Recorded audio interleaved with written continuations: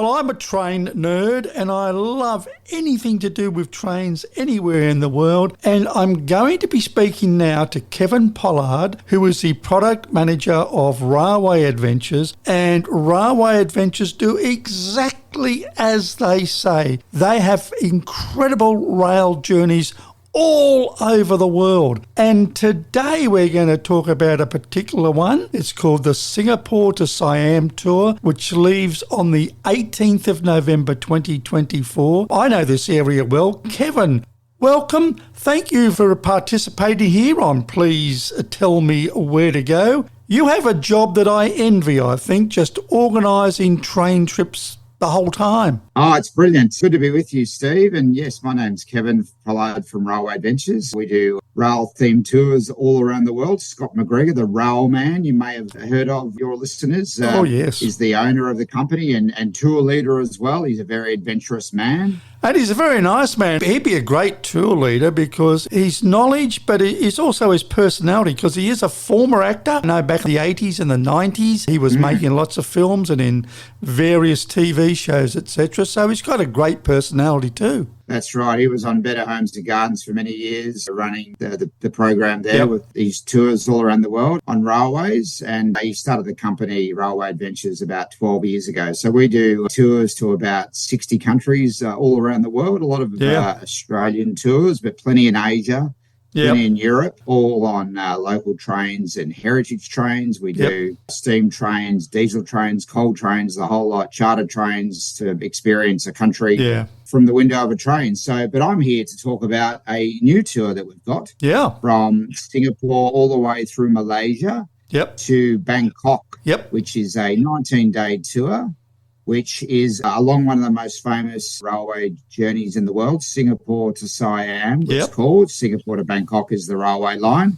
Unfortunately, there's no Trans-Siberian anymore. No. So this is one of the big ones to do for the next few years in Asia, and it's leaving this November. So we do a range of train trips from the first-class trains through Malaysia, the best category of your standard trains, to a steam train in Malaysia from Kuala Lumpur via Ipoh all the way to Penang. Yeah, that's fantastic. Of course, that area up there, Ipoh, it's first of all, it's got a wonderful railway station there, but it's got all this marvellous cast limestone that's full of caves and these gigantic hills. Very, very pretty place. And that goes up into the Cameron Highlands, of course, which is known for the tea plantations. Yes, so we go there after taking the train for 3 hours up to the Cameron Highlands. We get off at Ipoh and see the railway station, which is one of the most famous in Southeast Asia. It's a mining town, and it's famous for its coffee, white coffee, which is made from the plantations in Malaysia, the palm oil, believe it or not, which is a big topic of conversation when you travel in Malaysia. And then we head off to the Cameron Highlands to do the tea plantation tour. And then we do the jungle train, which is... Yeah, now that's interesting. What is the jungle train or the jungle railway? What is it? It obviously goes through the jungle, I assume. Yeah, so the hinterland of Malaysia, it starts just south of Kuala Lumpur and goes through the centre of the country. It's just a typical train journey on a commuter train. It's not a heritage train or anything like that, but it finishes on the Thai border and it goes through some of the most beautiful jungle scenery in Southeast Asia, over rivers, over old wooden bridges from the 19th century, and stunning scenery, very wet and misty and very exotic and exciting. But we do that for 5 hours and head up to the Thai border and then zip across to Penang, do the funicular there, which is famous. Yeah, that's interesting, the funicular railway, I mean, you get some great views as well from up the top, don't you? That's right. It's wonderful. So we do funiculars, steam trains, diesel trains, your local trains. Then we head off to a national park just near Phuket, Khao Sak, and spend a couple of nights there and catch a regular train from Tiratani to Hua Hin. Then we do the beach train, the market train, where a Thai train goes through the market. I was going to mention that because, I mean, you think, it's a wonderful train line. The people, the vendors there, they actually have to put their awnings down. And I was actually looking at a film of it yesterday, and the train misses them literally by inches. They sort of have to be hunched up on their chairs so they don't get hit. And as soon as the train passes, boom, out come their goods and out come their awnings and stuff like that, and it's like business as usual. It's the most fantastic thing to see. It's very famous in Hanoi, that train that goes through the old town. Yeah. Yeah, that's what it's probably best known there. We do that on a Vietnam tour, experience that. But the one in Thailand is not very well visited. It's in a place called Samat Songkran, which is typical Thai town. So it means umbrella pull-up market. Literally, that's what it means in English, translated from Thai. So they lift up their umbrellas and all their goods and wait for the train to go along, which is only a couple of 30 centimetres away from where they're sitting, and goes through 2 or 3 times a day. And then once it's gone, go back to selling all your wares. So it's a great tourist attraction, mostly for Thais. Yeah. So we do a floating market there as well, which is pretty well known. That's the best place for it. I know there's a few near Bangkok that are pretty touristy. Then we head up to Ayutthaya and spend 2 days there seeing the site. And then after that, I would imagine for many people this would be the most important part of the journey when you go to Kanchanaburi, which of course is where the famous bridge over the River Kwai is. And you've got the Death Railway there, in which so many Australians and other allied forces were forced to work on that railway. And when you see it, it's difficult to understand how they could actually build the thing, isn't it? It's just amazing. Well, the Japanese forced a large amount of POWs to build a railway through the mountains. So they had to cut through hard rock over a couple of years. And many Australians and Allied prisoners of war died. That's why it's called the Hellfire Pass, because of the sight of the light at night time and the noise of the cutting into the rock. It resembled hell. And it's a harrowing story of Australians and other prisoners of war had to endure during the Second World War. So we do the tours around there. We do the local train, do the tour up to Nam Tok, go to Hellfire Pass, of course, learn about Weary Dunlop's involvement and a few of the museums. It's a major place. Yeah, and it can be very confronting as well when you understand the trauma that those troops went through just by being there. Yeah, it's a saddening moment in our history. You know, that the Japanese had their aim to take over Southeast Asia, and wasn't to be, thankfully, because of the resistance from Australians and other troops. That's right. So that's 4 or 5 days in that area is probably the highlight of the tour. Then we go off to Bangkok for the steam train, which is on Father's Day, which is December the 5th, which is also the former Thai King's. Now, that's interesting because I have attended the former Thai King's birthday before, and it's an incredible ceremony. It's just amazing because all the troops that they have there, they look like the Grenadier Guards in London, but they've got all different colours. They've got, like reds and greens and purple bearskin hats and stuff like that. It's actually a very colourful ceremony. Oh, it's a wonderful cultural moment as well. Yeah. It's they do 6 a year, these steam trains. This is the biggest one because it's on the birthday of former king who reigned for over 70 years, one of the longest in the world. Heads off to a town east of Bangkok for 2 hours, so huge amount of Thais go down to the railway station, and there's garlands all over the trains and ceremony, and it's quite something. And then we head off on the steam train for 2 hours, explore the market when we get to that town, then return to do a bit more of the sightseeing in Bangkok. And then we head up to Lopburi, which is a town 3 hours northeast of Bangkok, to do the floating train. Yes. Which is very popular at the moment. It's only launched a few years ago. Yeah. It's almost all Thais. They only run it for 2 months of the year when the water level is high. Yeah. In a reservoir north of Bangkok. So it's almost empty for most of the year. And when the water levels get just below the railway line, it appears that the train is floating on this huge big reservoir. Fantastic. Yeah. And it crosses the train, and all the Thais get out and get photos. And it's a huge cultural event. So I don't think it's been featured on any itinerary I can see of any company in the world. This steam train that goes from Bangkok and the floating train, it's very unique. And so we do things like that on our tours. So that's they're the highlights of the tour, particularly the end of 5 days. Yeah. We include activities and train experiences that you can't do on your own. No, that's These tickets have to be booked well in advance and very hard to organise. So it's a great 19-day experience. And we have a local tour leader from Thailand who's a railman. Yep. He's going to accompany me as the tour leader, and it's great value, 4-star hotels. Yeah, I've looked at some of the hotels, and you've got the Majestic in KL.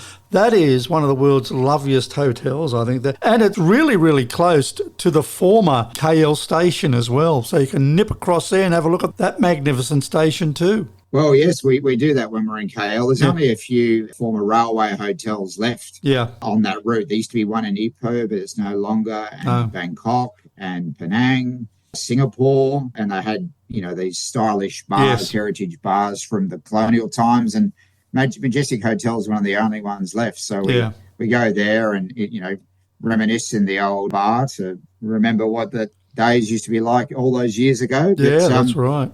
So the Chinese are building a train, they hope, that will link Singapore to Bangkok, goes all the way to Kunming, Beijing, and then hopefully Russia reopens by the time that opens in 7 years' time, the Belt Initiative. So we touch on that when we travel on the tour. Bangkok to Vientiane and Laos will start in 3 months. Has that been completed yet? I know they were working on that. It's just a normal train, but you had to get a shuttle vehicle across from Vientiane to Nong Khai on the Thai border. That's what I thought. And get the local train to Bangkok. But it was announced yesterday that in April they'll have a connecting service. So you'll be able to go Bangkok, Vientiane, and then, of course, the Chinese fast train through Vientiane, Luang Prabang to Kunming.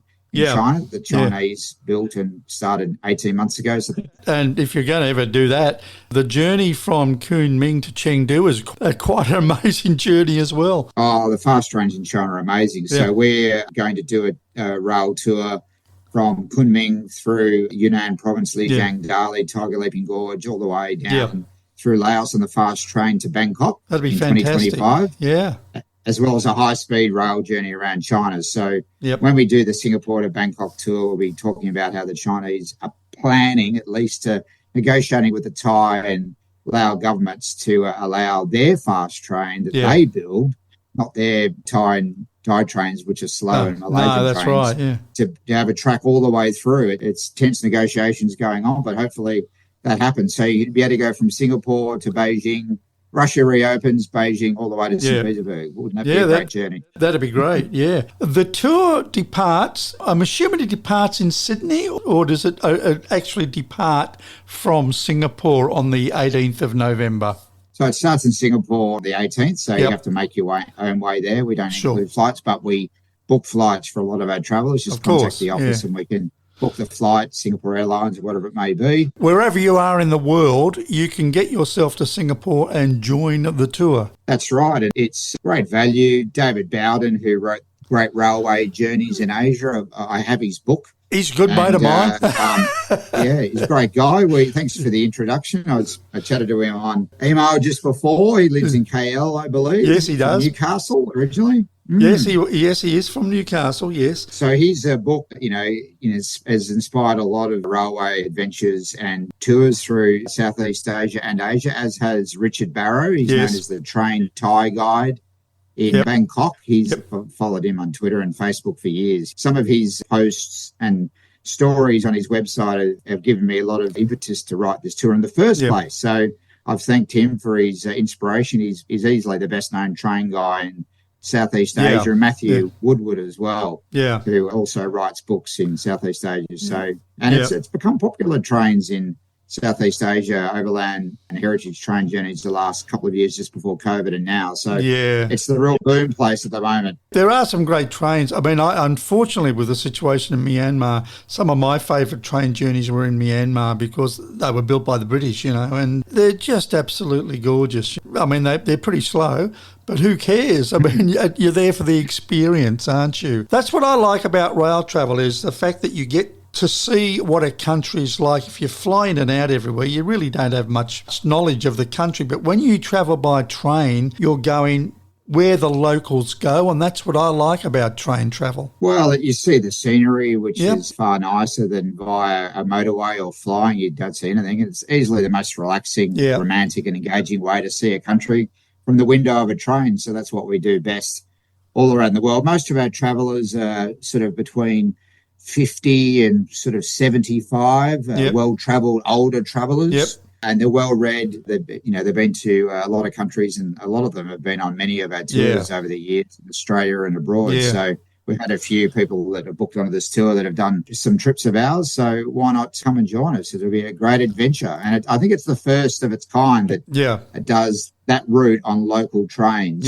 Like Belmont, the private train goes all the way up. But that's very, very expensive. This one's very good value, and you get to see all the sights along the way and different types of trains. So it's a great adventure. For people to have a look and to book, the website, of course, is Railway Adventures, and just put that into your search box, whatever you use, and it'll take you to that site. And there are so many other mouth-watering tours that you have, but the Singapore to Siam Tour looks absolutely fantastic. Kevin Pollard, Product Manager for Railway Adventures, thanks for chatting to us on Please Tell Me Where to Go, and I look forward to following your tour when you finally depart. Thanks for your time, Steve, and thanks for your support, and we'll be posting photos on our Facebook page when we run the tour, and of course, come along and join us if you want. It's to be a great 19-day adventure through some very exotic countries. Trust me, I would love it.